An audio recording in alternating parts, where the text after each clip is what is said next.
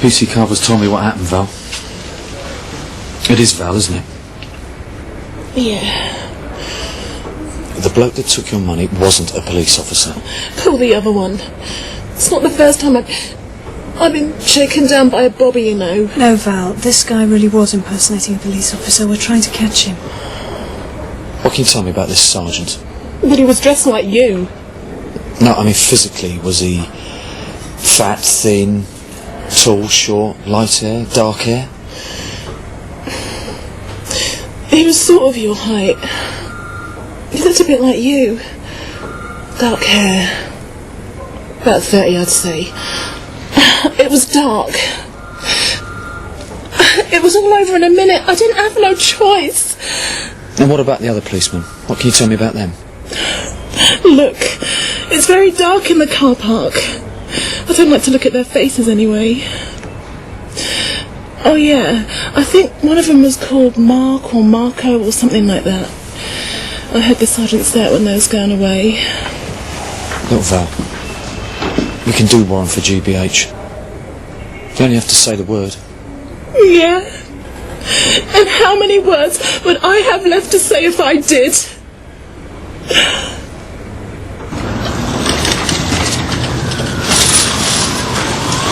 I think we may have a lead, Sarge. Yep, I'll hold. What's that? Reggie's just checking the DIU computer. It seems we've got a dressing up freak in Sun Hill called Marco Morris. Yes, Reg. That's great. Cheers, mate. I owe you one. Right, Marco Morris, an ex-actor. Apparently he likes dressing up in uniform. He's been done for deception, impersonating a naval officer. What do you reckon? Worth a spin? Why not?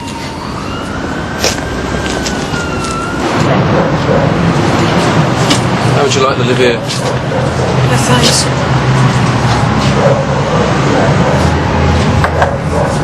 Hello?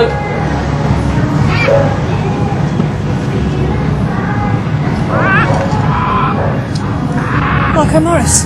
You know I am. You wouldn't come all the way up here if I weren't, would you?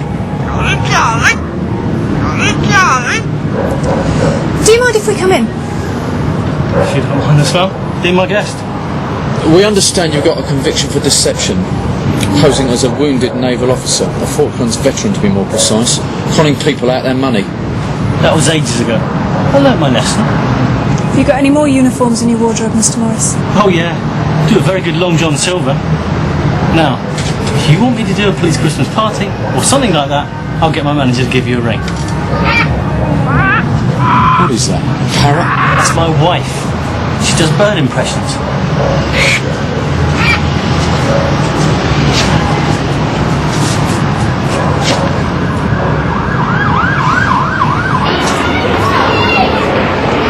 Warren, open the door.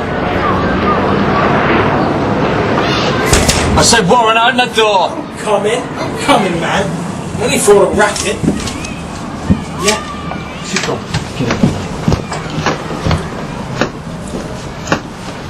What do you want, man? What's this all about? Get inside. Leave it out, man. Ain't no need for any of that stuff. Leave it out, man. I said, get inside. Cool it, man. Cool it. Go on then, Warren. Fancy your chances. Do me and then Kerry. You got away with women, didn't you? What is this? Another shakedown? What do you want, huh? Cash? Full sovereign? How about Val, huh? Come here! She didn't take the money, Warren. It was a bogus copper. But we'll catch him, don't you worry about that. You couldn't catch a cold.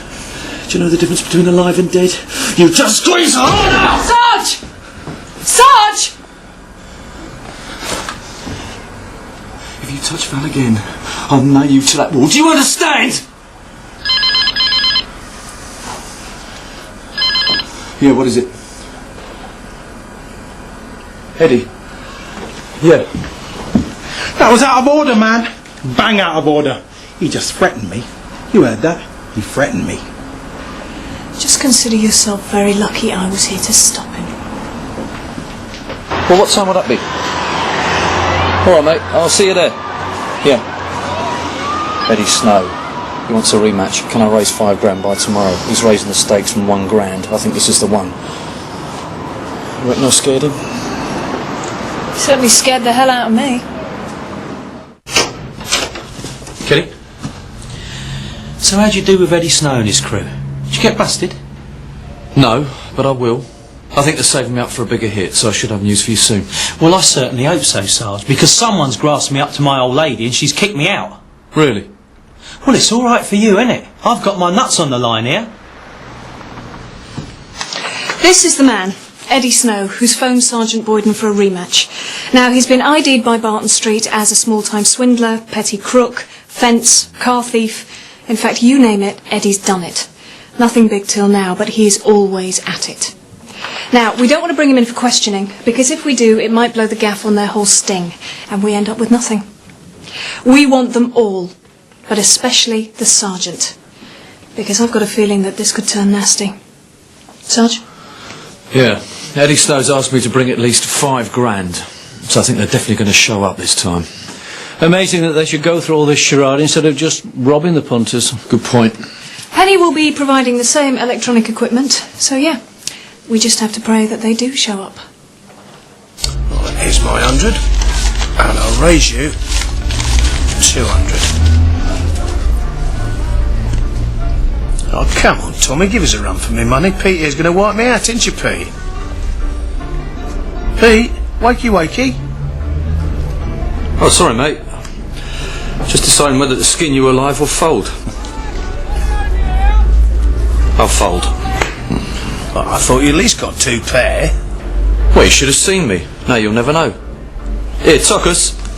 Here's 20 quid. Get the lad to drink. Yeah, just about covered the cost of tap water in this dump. Is he married? Is he married? Sergeant Boyden? No, he's not. But he does have a certain reputation, Elmert. Like what? Come on. You must have seen that predatory gleam in his eye. What about you? You married? I am, actually. Well, I'd keep that to myself if I were you. He likes a bit of a challenge. Everything in the pot, yeah? Go on, I'm up for it, it's only money. What about you, Tommy? No, wait a minute. I'm not buying that. I'm doing very nicely, thank you. Must have something big. What, you got a full house? It'll cost you to find out. Right, nobody move. Not again. Give me a break, will you, fellas? Up to mischief again, are we, Mr. Tokos? Illegal gambling on the premises with Mr. Snow in charge, no doubt. Illicit sale of alcohol as well. My. You're making quite a habit of it, aren't you? Look, officer, we're just having a friendly game of cards. We're all mates. It's all our own money. Who are you? What's your name? Pete mine. All right, Chris. Wait a minute. What are you doing? Hang on a second. That's our money. I want a receipt. That is the receipt. That's what's called evidence, Pete. Evidence in a criminal case against you and your mates here. Oh, come on, Sarge, this is our odd dosh you've got there. I mean, come on, we won't do it again, will we, boys? We've learnt our lesson, haven't we? Too late for that, fellas. This ain't the first time you've been busted for illegal gambling, and I bet it won't be the last. Yeah, this time with your form, I reckon you're looking at a custodial sentence, easily. I'm sorry, Sergeant, this is not my fault. They said they were going to play with Monopoly money. A jail sentence for playing cards? This is ridiculous. Pete's right, Sarge. I mean, there's got to be some way around this. I mean, none of us wants to go to jail. It's not fair. Right, I want your name, number and station. I'm going to police complaints. This is against our civil liberties. Civil liberties? What's legal gambling got to do with civil liberties? A lot, mate. I could take you to the Court of Human Rights. The only court you're going to see is the inside of Canley Crown Court. So shut up. I don't care. I still want your name, and I'm still going to complain about your attitude. I'll tell you what. I'll do better than that, Pete. You can have my card. Just in case you can't read, it says Sergeant Boyden, Sunhill. Right, you lot. I'm arresting the 5 of you for illegal gambling without a gaming licence. You didn't have to say anything, but it matters. No, wait a minute. This is all wrong. I didn't know he didn't have a gaming licence. It's down to him, it's not down to me. I want my money back, all $5,000 of it. Pete, you should have thought of that before you sat around this table. You've broken the law, and you'll probably finish up in jail. Oh, come on, Sarge, give him a break. It's his first offence. Let him go. I know where he lives.